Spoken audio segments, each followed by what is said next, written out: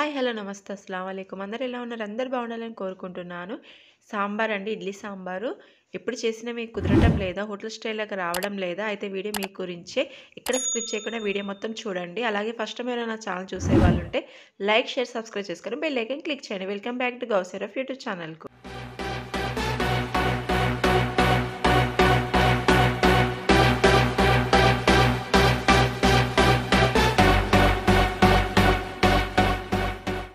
ముందుగా కుక్కర్ తీసుకొని అందులో పావు కిలో వరకు కందిపప్పు యాడ్ చేసుకొని 2-3 సార్లు కడుక్కొని పక్కకు పెట్టేసుకోవాలి. ఇప్పుడు గ్యాస్ ఆన్ చేసుకొని కుక్కర్ పెట్టేసుకొని 3 గ్లాసులు వాటర్ వరకు యాడ్ చేసుకొని చిటికెడు పసుపు వేసుకొని 1 టేబుల్ స్పూన్ నిండా ఆయిల్ యాడ్ చేసుకొని మూత పెట్టేసుకొని ఒక 5-6 విజిల్ వచ్చే వరకు హై ఫ్లేమ్లో పెట్టుకొని ఉడికించుకోవాలండి.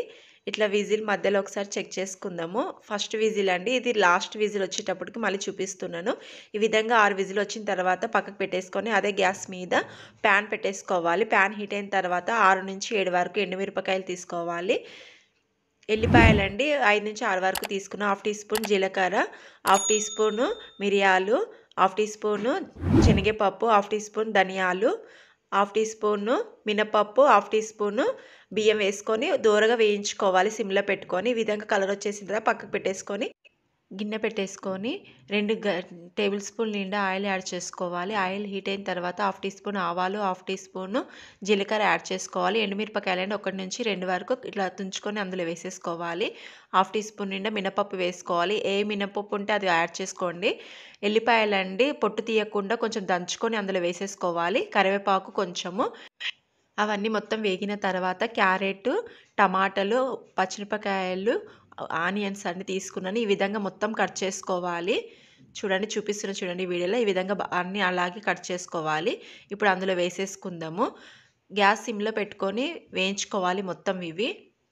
మొత్తం వేసుకున్న తర్వాత చిటికెడు పసుపు కొంచెం వేసుకోండి. పప్పులో కూడా ఉడికేటప్పుడు మనం వేసుకుంటాం కాబట్టి కొంచెం వేసుకొని మూత పెట్టేసుకొని సిమ్లో పెట్టుకొని 6-7 నిమిషాల పాటు మెత్తగా అయ్యే వరకు ఉడికించుకోవాలి. 6 నిమిషాలు అయిన తర్వాత ముందుగా మనం రెడీ చేసి పెట్టుకున్న పప్పు అందులో యాడ్ చేసేసుకోవాలి. 7 విజిల్ 6 విజిల్ అయితే మొత్తం మెత్తబడిపోతుందండి. మళ్ళీ రుబ్బుకునే అవసరం ఏమి ఉండదు. పావు కిలో కందిపప్పుకి 30 గ్రాముల చింతపండు కరెక్ట్‌గా సరిపోతుంది. కొంచెం పులుపు ఎక్కువ ఉండేది ఉంటే 25 గ్రాముల వరకు తీసుకోండి. ఒక హాఫ్ అన్ అవర్ పాటు నానబెట్టేసుకొని మొత్తం క్లీన్ చేసి పెట్టేసుకున్నాను. అందులో 5 గ్లాసుల వాటర్ యాడ్ చేసేసుకొని ఇప్పుడు అందులో వేసేసుకోవడమే. ఒకసారి మొత్తం కలిపేసుకుందాము. ఈ విధంగా కలుపుకున్న తర్వాత కారం రుచికి తగినంత తీసుకోండి. ఉప్పు కూడా రుచికి తగినంత తీసుకోండి. మసాలా మెయిన్, మనకి మసాలా ఇంపార్టెంట్ సాంబార్కి. నేను వేసిన ప్రతి ఒక్కటి మిస్ కాకుండా అన్నీ వేసుకొని ఈ విధంగా పౌడర్ చేసి పెట్టుకోండి. అందులో ఒక 1 టీ స్పూన్ నుండి యాడ్ చేస్తున్నాను. కొంచెం కొత్తిమీర తీసుకున్నాను. కాడలతో సహా అలాగే వేసేసుకోండి, చాలా బాగుంటుంది. కొంచెం బెల్లం యాడ్ చేసుకోవాలి. ఇంగువ ఉంటే ఇంగువ కూడా యాడ్ చేసుకోవచ్చు. మొత్తం ఒకసారి కలిపేసుకొని మీడియం ఫ్లేమ్లో పెట్టుకొని 15 నిమిషాల పాటు ఉడికించుకోవాలి. మంచి స్మెల్ వస్తుందని ట్రై చేయండి మీరు కూడా. 15 నిమిషాలు అయిన తర్వాత మూత తీసి చూద్దాము. చూడండి, ఎక్కువ పలసగా లేకుండా ఎక్కువ చిక్కగా లేకుండా ఇలా మీడియంగా ఉండాలి. ఒకసారి మొత్తం కలిపేసుకొని మూత పెట్టేసుకొని గ్యాస్ ఆఫ్ చేయడమే.